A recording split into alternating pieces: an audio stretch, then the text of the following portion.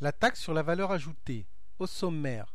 Après une introduction, nous verrons dans une première partie le principe de la TVA pour les entreprises, avec un grand A sur les différents taux, un grand B sur les différentes TVA, le grand C concernera le calcul de la TVA, et enfin, le grand D, la TVA à reverser à l'État s'il y a lieu.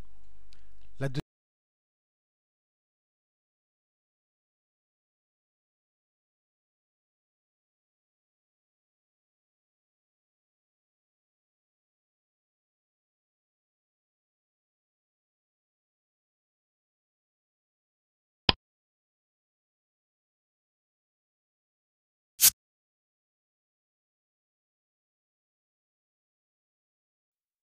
Introduction.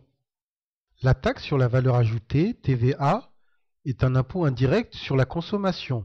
C'est la principale recette fiscale de l'État français, environ 50%. Elle frappe toutes les ventes. Elle fait partie de la famille des taxes sur le chiffre d'affaires et est supportée par l'acheteur final du produit.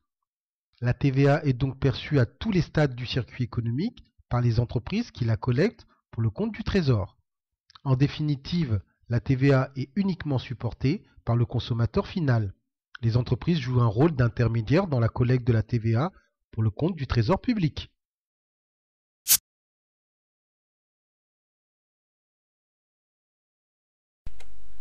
Partie 1.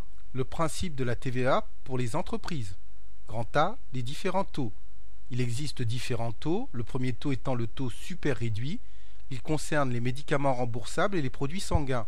Le taux est de 2,10. Le taux réduit concerne l'eau, les produits alimentaires, les livres, le transport ou encore les voyages. Ce taux est de 5,5. Le taux intermédiaire. Il concerne les services d'aide à la personne, les prestations d'hébergement ou de transport. 10%. Enfin, toutes les autres opérations sont au taux normal, c'est-à-dire à 20%. Grand B, les différentes TVA. Pour chaque vente effectuée en France, l'entreprise doit collecter la TVA auprès de ses clients. C'est une dette à l'égard du Trésor public. Elle se comptabilise dans le compte 44 571. C'est une TVA collectée grâce aux ventes de biens ou de services.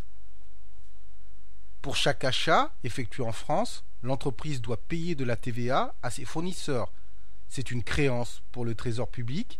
Elle se comptabilise dans le compte 44 566. C'est une TVA déductible sur biens et services grâce aux achats de marchandises ou de services.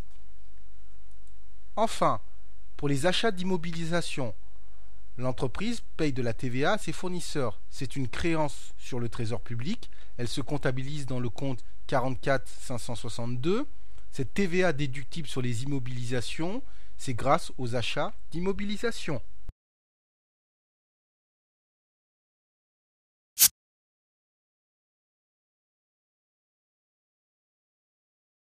Grand C, calcul de la TVA.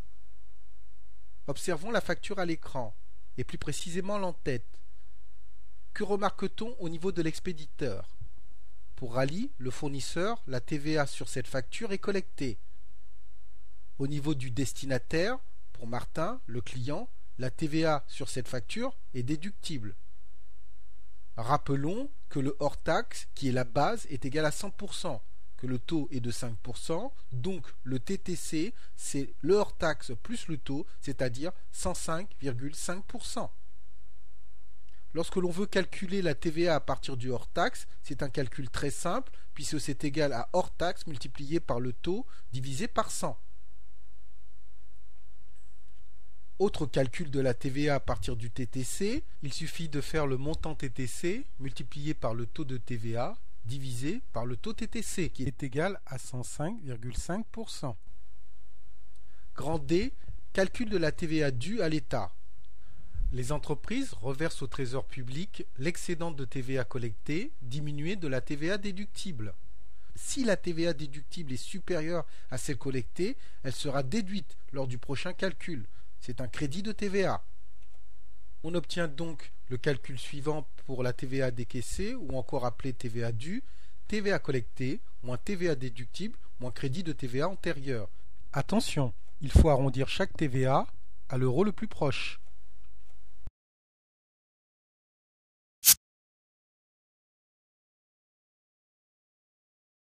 Partie 2, application numéro 1, calcul de la TVA due au mois de novembre.